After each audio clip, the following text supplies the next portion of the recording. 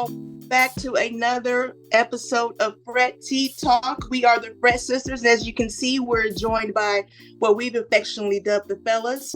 I'm going to have everyone themselves as we talk about analog versus digital. Whoever wants to start, introduce yourselves, we can get this going. I'm a multi-instrumentalist, audio engineer, producer. I've been doing this since I was engineering stuff since I was in high school. Since middle school, actually. I've been for a while in different aspects, from radio to music. Teqnotic here. My producer name's Teqnotic. Name's Angelo.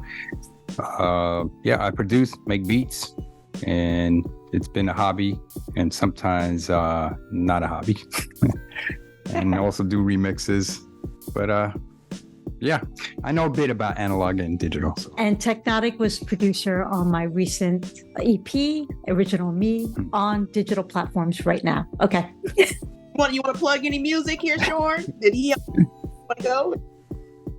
He actually did the piano part on my intro and Regaining Love track on my album, Reinvention, but he also helped mix and master the album as well. Well, let's jump right into this topic, analog versus digital. As you can see, the music landscape has changed, and it has changed again, and now it's back to where it began. Now we have vinyl popular again. I've even on X, which I affectionately still call Twitter, where people are coming out with cassette tapes again as well. I don't know if there's any play on those, but cassette tapes are coming. You have digital streaming and everything like that. So briefly, would y'all tell me why you think the old is new again? I was going to say something you can hold. It's physical. With digital, and there's one thing I hated when MP3s became popular. A lot of my DJ friends were giving up their record collections because they're like, nah, I don't have to carry crates of records no more. I was like, y'all should hold on to it because it's actually a physical medium. So I think what's happening is that they have more of an attachment to the artists because they have something, again, that's physical that they can hold, they can look at the artwork, they can read credits, it's a big difference. Yeah, I think that there's different reasons depending on what generation you're talking about. Some of my students, some of my younger students that are young adults, are getting back into listening to vinyl. There's actually recommendations on turntables and stuff like that. I'm like, I've never really had turntables for listening purposes. I didn't really know where to connect them. But his whole thing was, just exploring something. It was kind of like exploring something new, and it was just kind of fascinating to him. And how, the whole warm sound, how it sounded different. It was just it was a new experience that kind of he grew up with MP3 because he's young enough that he grew up after CDs were popular, so he did, it's like that experience wasn't even there. He's just discovering it now. But for the older guys, our generation, 80s, 90s, I think that's more nostalgia, that people, have that sentimental aspects to listening to certain formats of music. Like I have no interest in 8-track because I have no memories of 8-track as a child. But vinyl, yeah. Cassette tapes, yeah. So when I see a cassette tape, it triggers something to me. When I see vinyl, it triggers something to me. When I say 8-track, I'm just like, there's no benefit. There's nothing there for me because there's no nostalgic connection there. It didn't last long anyway. It's pretty much a failed media. Yeah, I was just going to ask about the 8-track. But some people, I think, some people that had the 8-track player, if they saw it, I think they would probably have that same connection to it. Yeah, it was just a pain trying to remember specific songs, remember the specific tracks that they listen to on that device. But the thing with that one was to advance to a song, you had to go all the way through the whole loop to get to that song again. It was an annoyance. I think it was one of the reasons it wasn't popular. I find one thing interesting, like you said, it's a generation thing, right? So I know there's hipsters, or I don't know, the young generation here that actually have vinyl collection but don't have a turntable. Isn't that crazy? Like they buy it because it's the artwork or whatever, Vintage. It's the new, it's trending. Yeah, nostalgia. Yeah, you're right. So I have a question that's recording then and now and the advantages and disadvantages of both. Obvious is the convenience. There's obvious convenience difference that, digital provides that analog, there's a lot of extra work that goes into analog. But actually, like I was experiencing this morning, the downside to that as well is, to the same token, is the digital, because it's computerized, you end up with a lot of computer problems. So, a lot of technical issues that I never used to have to, just with a mixer, I never had to deal with certain type. When I turned on an old analog mixer, I knew it was going to work. Yeah. When I take a digital mixer, it's like, okay, I might have to restart it. I might have to unplug it, the USB, and plug it back in. I might have to, Mm-hmm. So, there's a lot of issues that can come up because of the digital as well. Yeah, it's the convenience. I mean, also the popularity of they call it in the box, recording in the box, basically recording out of your computer, is because of the convenience, and the growth of the popularity has put out a lot of studios out of business because now people are just banging out music from their laptops, basically from their home computers. That there is a advantage because you can't take a home studio on the plane with you, right? You can take your laptop and and a lot of producers are doing, DJs and producers, they actually do that because they travel a lot, especially those traveling DJs. They actually producing their tracks even before the show. They're mixing down their tracks, and by the time they land, they're ready to play that mix. So yeah, it is a big convenience. As far as quality now, so yes, it is digital. Digital is what you call sterile, I guess, if you want to label it. Analog there's warmth to it because of not to get geeky and everything, but because of the circuitry, right? There's tubes in there, or there's components in there that vary. They're not like digital is set zeros and ones. In analog, things are varying and switching. So even with emulation today, like with the plugins, right? They try to emulate tape. Or the reel-to-reel tape sound. They try to emulate it, but it's still one snapshot of that tape machine or that analog equipment, because in reality, that actual analog equipment that they referenced, that they emulated, is varying because of the electronics, because of the temperature of the room. All that takes play in it, and that's what gives it that authentic sound. But now, moving forward into the future here, and lately with AI is actually giving it that analog. It's more close to it, replicating it, because it's also giving it that the change in sound and temperatures and all that. They make it more realistic or more analog than digital. Is there one that you all prefer? No, there's. For me, the difference to me is a little bit. I kind of agree with the way he was describing it, but it's a little bit. The difference to me is a little bit. I like to use video as an example to describe the difference, because it's easier to see the difference between analog than it is to hear the difference. So if you remember, like Atari days and Super Nintendo days, everything was locked. But at the same time, a actual video would be a smooth line, right? So as technology grows, those blocks get smaller and smaller, but it's still limited to those, what we call bits. It's divided into bits, right? We're still limited how many to whatever the bits are. While analog has an unlimited potential, because it's just a smooth line from no matter whatever, else goes wrong with it. It's always going to be that smooth line. You can clean up interference, you can clean up everything else, but it actually has the potential for way higher quality than digital does. Now the thing is, nowadays the level of where digital is so high that it's almost impossible to tell the difference. The way that most people are recording nowhere close to the potential of what can be achieved with technology today. They're up to like 64-bit, 128-bit, bits in music production now with like 206 bit rates. Bits, and also as well sampling rates, right? 196. Yeah, that's what I'm saying. Yeah, well, yeah, that's up to like 256 and 300 something now. Right. People aren't recording that nowhere close to that high. If they were, it would be like practically impossible to tell the difference between the quality.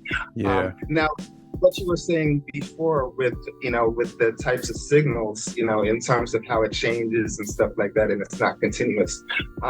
That is true for a lot of the engineering stuff in terms of like tubes and stuff like that. But in terms of instruments, music and stuff like that, because of the physical modeling, that really isn't even an issue with most instruments anymore, because they recorded everything, at each volume, under a whole bunch of different positions. They recorded the same thing over and over again. Yeah, when it comes to that, they're simpler circuits. But you're right. Like a mixing board, a channel strip on a mixing board is more complicated, and those are hard to emulate. So in fact, there's a plugin company called Plugin Alliance, and they emulate channel strips. And what they do, in fact, in the plugin itself, you can select from 1 to 64 channels. You can select a different channel, and they all have their own different differences. Very, very minor and hard to hear, but there are differences, because in real life, that's how it is. Also with but it takes a trained ear. Oh yeah, I was gonna say, if you take so at that point, it's like, does it matter if only the trained ear can hear different? And from a business perspective, it doesn't matter to me. No. Because my customer can't hear it.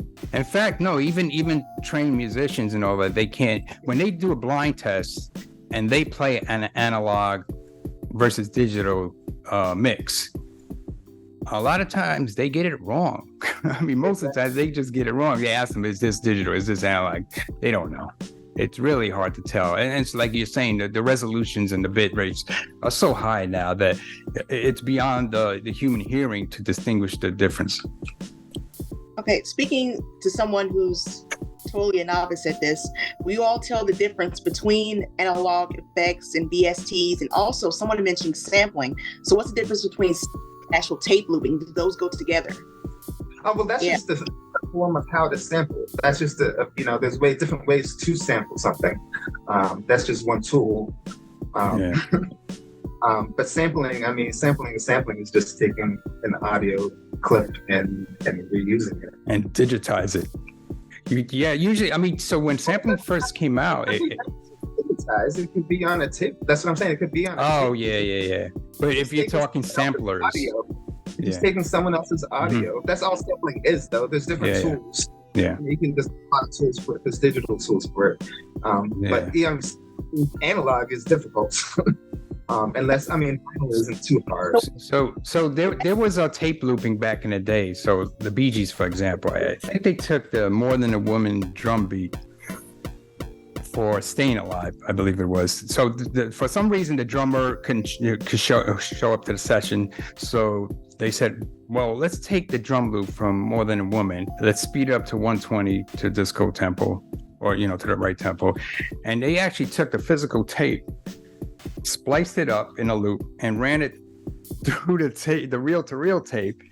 And they created a loop. That's basically, like what came after with sampling, where you sample it and then just, loop it. But it was a technique that was done before, but it was done in analog. But that's just an incredibly difficult way to do it. Actually, it is, because those guys I know in the 80s with freestyle music, dance music, they were doing those edits where they were chopping up the tapes into bars and quarter bar, and half bars, and they were chopping up, and they would have like a board and taped up all these splices of tape, and they would mark how many bars it is and what part it was, and they would cut it up and splice it all together. And if you ever look at the tapes once it's complete, it's like all botched up. It's just tape. But they would do some incredible mixes. And just before you had digital editing, where you can go into an editor and just do that easily.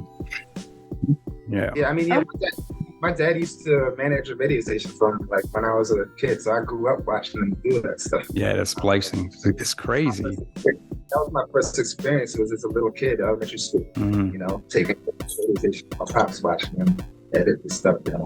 Right, it's the same they were doing with analog. Yeah, that's a skill back then. But you know, when digital came out, and then you have software, you could just easily do with software.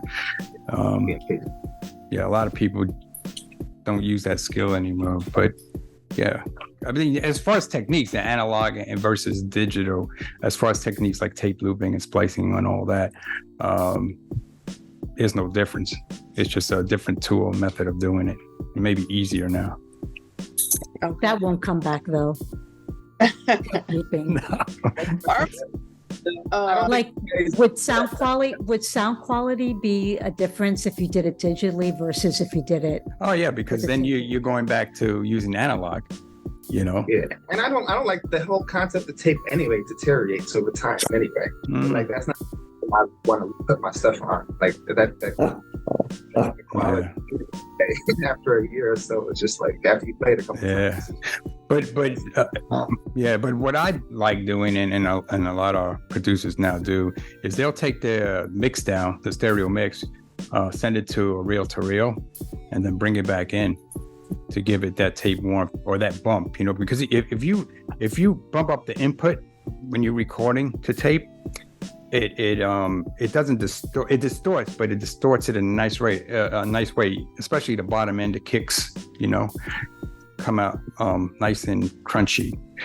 So like for hip hop, you know, we would do that. We would just do a two stereo mix, send it to the reel-to-reel, send it back in to get that warmth. And again, you can use a tape emulator. You can use those plugins to do it, but you know, in comparison, it's not going to be the same or quite the same. Y'all pretty much on and on about this, but as Teqnotic said, the kids today, they're just collecting to put on their walls. So they have like something on IG to show it behind them. So do you all vinyl and cassette tapes are really coming back, or is it just something for the gram? You know what I mean? It's definitely made a comeback because, in fact, Jenny's pressing up her EP, and there was a backlog. But that's the case in all these pressing plants because of that. And also the fact that it outsold CDs, because for a long time CDs was the main media. You know, aside from streaming MP3s, physical media, CDs was the main media. So I even heard that now a lot of artists aren't even putting that stuff out in CD anymore. It's like a format that's going to be gone. There's no benefit to a CD because it's digital already. Yeah. So. I actually, I prefer CD just from I guess from an engineering aspect. It's better quality than and I think it's hilarious that I mean I love vinyl because I got about 5,000 records, but I think it's hilarious that people are into vinyl now because you can't do nothing about the artifacts of the vinyl, the pops, the clicks, the crackles and all that, the wear and tear. Just like tape, there's wear and tear. I mean, you can't do nothing about that, but for some reason they like that. It's kind of like watching those 8mm films and you get all that dust and dirt and grit on it when you're watching it. You can see it on the screen. To me, it's like, well, don't you want to hear the clean version of it? Like no artifacts, just nothing added, no pops and clicks. But that's a perspective thing because you grew up without it clean first, and then experienced going in, and they experiencing the other way around. But you see like the popularity. You see the popularity of like music trying to get back to that. And I just want to use Silk Sonic as like a example, how they were coming back with like all this like back in the day music, the way that they wrote their music and stuff. But the only problem with their music was that everything was perfect, because back then they did a recording live in the studio and there were mistakes and it wasn't perfect, and there was no click track, where now when you had Bruno Mars and Who was the other guy that's on Silk Sonic? Anderson. Yeah, and they, their stuff was too perfect. I mean, it was good music. What do y'all think the advantages or disadvantages are as far as AI? I like where AI is taking all this because, again, if it can emulate analog a lot closer, then that's great. You don't think that's going to take your job? It's a tool. AI. Yeah, they're tools. From what I've seen of it so far, if you don't know what you're doing, you're still going to come up with exactly. It always comes back. Everybody always complains, like when computers, CGI came out and they started doing animation using computers, right? Everybody's like, oh, the animator's going to lose their job. Not true. Because it is the person behind the tool using the tool. It still has to go back to the talent that's behind all that. You can give them all the tools you want. You can give them, like Photoshop now has AI. You can give them Photoshop with AI. You give one person that's skilled and you give another person that doesn't know what they're doing, that has no skill, and the outcome would be the same regardless of the tool. Right. FYI, the Photoshop AI is pretty insane, and yeah, they look nice, but you have to ask yourself one question. This is the way I look at it. If you were going to go and buy a picture, and you went to Walmart, and there's a really nice picture, and you spend $10 on that picture, right? But if you went to an artist to buy a picture, that art is gonna have actual value. And people are going to know the difference when they look at it right away. Yeah. You can tell, no matter how quality that Walmart picture was, you can tell the difference between just a picture and real art.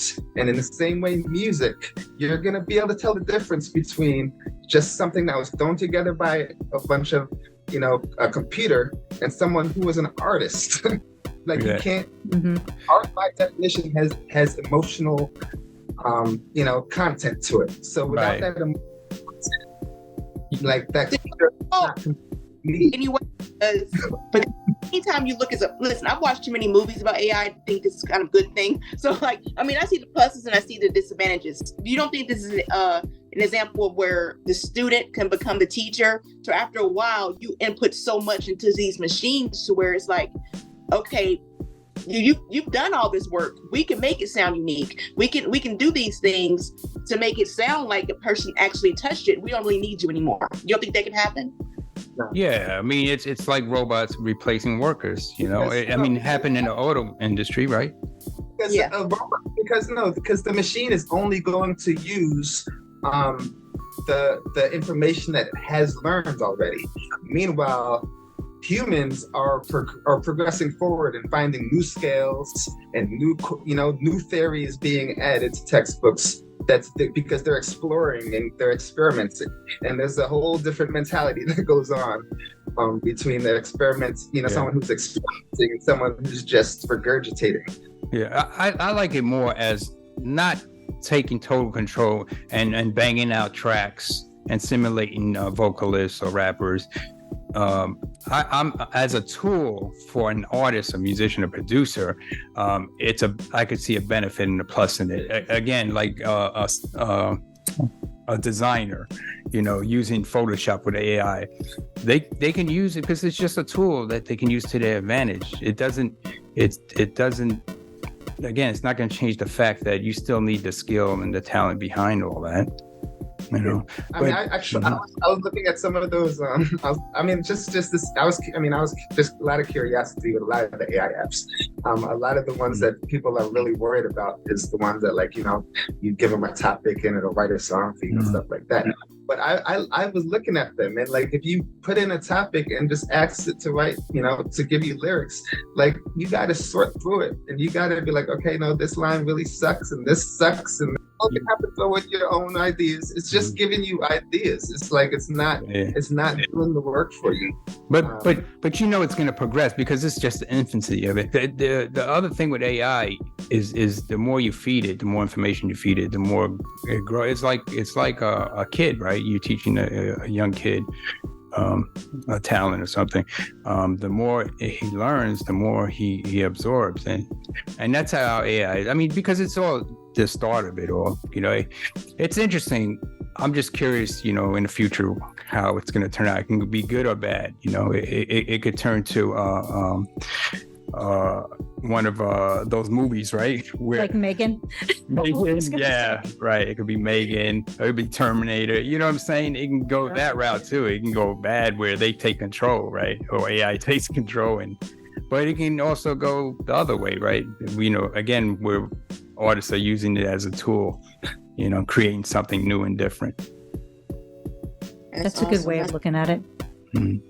Is. I mean, we've touched so many topics and subjects today. And like in closing, what do you believe the future of home recording is? Do you think it can expand much further than it is? Do you think we'll go back to major companies, or where do you think we stand? Where do you think we'll go from here? I know Jenny did her album. Her and Teqnotic did her album, Original in Me, that's out right now. She did her album. They did it. They did dual. Then you do it at home, and then you went to the studio as well. Mm-hmm. Yeah, we there were some things that we needed to go to the studio. Like when we recorded acoustic guitars, we just didn't have the quality mics and the quality hookup to be able to do that. We really wanted to go in and get the right mics, the right sound out of the acoustic. So I really wanted like the natural mic sound. And then the same, I mean, I guess it was vocals. We went into the studio to lay down vocals and guitars. I had a song that I needed to re-record guitars, and we tried it digitally. Like we did try it in digital, and it just sounded like crap. I was like, nah, man, Yeah. I need rock guitar. So yeah, you do want it. You will go and you will.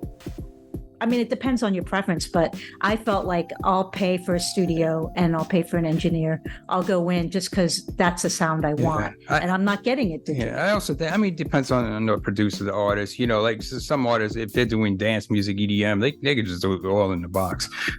You know, for what Jenny's doing, or styles that are more you know, rock or R&B or soulful, you may want that sound, so you may want a hybrid, you know, do it in analog and digital. You know, I think in the future it's just going to be a hybrid. I just think people are going to be able to do both, choose both, but most probably just go digital again because it is cheaper to do it in the box. I mean, I think in terms of recording analog or digital, I mean, I think that definitely I agree with them. It's going to be, you know, it's going to be a mix. I personally have a collection of mics because I always, you know, different. It's good to have a mic closet. They say, right? A mic closet. He has so much mics that I can't count them. I mean, yeah, because it's necessary. So when I do want a different sound, I have it with me. I don't have to go somewhere. I mean, I would like a podcast about that. Yeah, we'll have to do that. We do. Maybe I'll go and see. Yeah, every mic has, you know, they capture a different tone. So yeah. Hey, I wanted to ask you, do you have a studio at your place, right? I'm not sure if you're living with Sean. Yes, we are. And you do all your recording there. I mean, most of your recording, right, that you put out. Yeah, all my recording is actually in my apartment. Yes. Your stuff is good, Sean. Your mixes and stuff. Yeah, you must have the room tuned right with the acoustics and all that. Yeah, he does all that. So I have so I have in my gear I have speaker management where with the auto EQ that I was fine tuned with after that. Sonarworks or ARC? No, DBX. Oh, DBX. Cool. Yeah, that's the other advantage of, since this is analog digital topic, that's the other advantage, because, you know, with software, you could take a room and the room's acoustics could be bad or not, you know, up to par. You used to have to acoustically treat the room to get the sounds. Now you can just EQ your gear to tune it to the room instead. Basically, you're tuning the speaker to adjust for the room inequalities of acoustic. Yep. So again, you know, there is plus to digital. That's why I feel it's always going to be a hybrid, always going to be a mix. Yeah. And by the way, I just want to quickly plug my Original Me. That's test pressing. This is the test pressing that I got to listen to my music on vinyl. It doesn't have the design on it. They just gave it to me so I can put it on a turntable, but here it is. original me on vinyl, but I'm still waiting. And Jenny doesn't have a turntable. I'm just kidding. She does. Well, I have like this. No, I don't have a real turntable. I have like something that like you buy in like Walmart or something, that's like a cassette and CD player all in one. And it sounds like everything's coming out of a tin can. Yeah. Yeah, I don't have it yet. I get that in my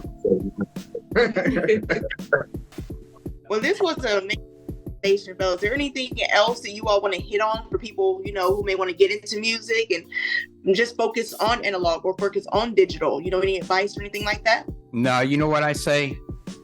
Forget this debate about analog and digital. Just produce music. If you're using VST instruments, or if you're using actual synth, which a lot of people are buying again, if you're using actual synth, whatever sounds good on the song, if it works in that song, do it. Again, like Sean was saying, the user, the actual person, the customer, or the person that's listening to the music in the end, they don't care. They're gonna be, oh, was that digital? Was that analog? They don't care. If the song's banging, that's all they care about. If they're feeling it, they're feeling it.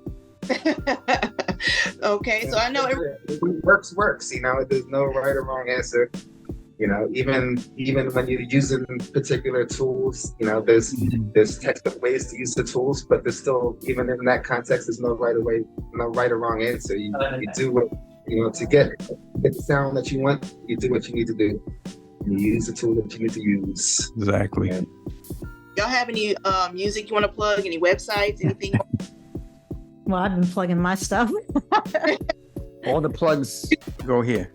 Hey, album show cover, sites, websites, anything? JennyJam.com is where you can look for my music, and actually BoogieNation.com. TheBoogieNation.com. Yes. Yeah, look out for that. There's some interesting stuff coming there with house remixes. Yeah, house remixes and house tracks. Yeah. That you're playing Teqnotic? That's my plug. Awesome. Right. I do have some projects coming out soon, but nothing at the moment with my personal name on it. That'd be an upcoming plug. I'll be looking forward to listening to it, man. Hearing it for sure. I try and stay in the background as much as possible. Yes. Awesome. Well, I want to thank y'all for coming. We have Jonathan and Sean Marshall. We have Jenny Jam and Teqnotic with some amazing information. If you want to delve further, definitely do that. But they hit some great points. It's good to nerd out sometimes. So definitely learn some. Definitely. So, fellas, we thank you for coming. We want everybody to have a great night and a great day. Listen to Fred T Talk. Thanks Later, for having us. Thank Peace. you.